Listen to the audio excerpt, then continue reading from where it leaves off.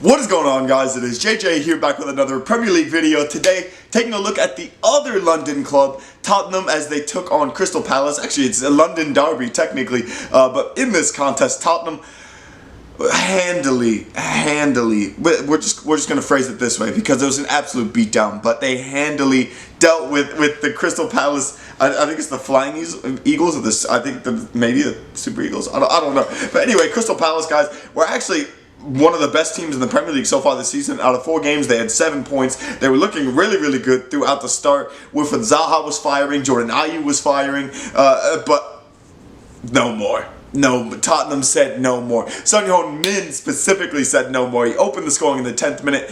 We had a Patrick Van Aanholt own goal. I believe it was off a Harry Kane shot to give Tottenham the second. Heung scored a minute later, 3-0, and then Eric Lamela capped it off. 4-0, guys, for Tottenham, and they played that 4-2-2-2, like essentially what becomes a 4-diamond 2, so 4-4-2 diamond. It's really odd that Pochettino decided to go to that. Obviously, there's a lot of speculation about him, not feeling good about his job or not feeling comfortable about his job from his own personal perspective. But with that being said, Eric Lamela has been performing for him. He has not let him down. Christian Eriksen back on the starting lineup. Harry Kane, Heung up top. It was an absolute goal fest. If you're a fan of Heung, then you had to love this game. Because, I think he had 4 or 5 shots on target. He was unplayable for the Crystal Palace backline. Mamadou Sakho specifically could not stop this man.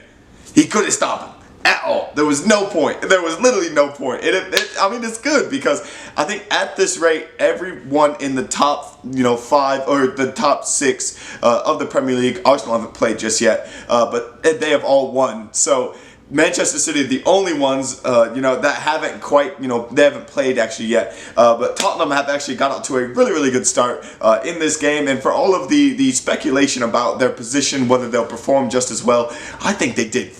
They did perfect. They did absolutely wonderful in this game. That 4-2-2 works really well when you have, the likes of a Vertonghen or an Alderweireld or a Davinson Sanchez. When you have those guys in your defense, it's okay to leave this sort of midfield gap. But when, you got Dyer, you got Sissoko, you got Winks, you have a lot of these, good midfielders, even despite the fact that Giovanni Lo Celso and Tenga Ndombele are hurt. This Tottenham team, guys, they're going to be okay. I feel like they're going to be able to, go through this. Obviously, the international break gave some people a rest, and it gave some people a lot more stuff to do. Musa Sissoko, to be more precise. It gave him a lot more to do.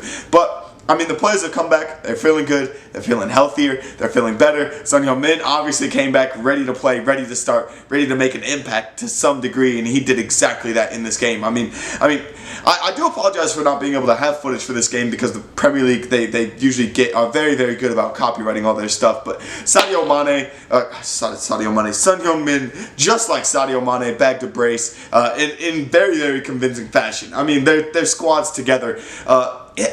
Guys, I just rate Son Heung-min so highly. I said this last year in a couple videos, but I would have him on the Chelsea team in a heartbeat. He is a out-and-out striker. He has pace, he has dribbling, he has shooting. He can do pretty much anything. He makes great runs, but the Chelsea number 9 right now is actually kind of firing himself. So Chelsea don't need him, but Tottenham can use him definitely because Son Heung-min firing 2 goals past, nearly setting up Harry Kane for a 3rd, which ended up being a Patrick Van Aanholt own goal, and then Eric Lamela getting the 4th.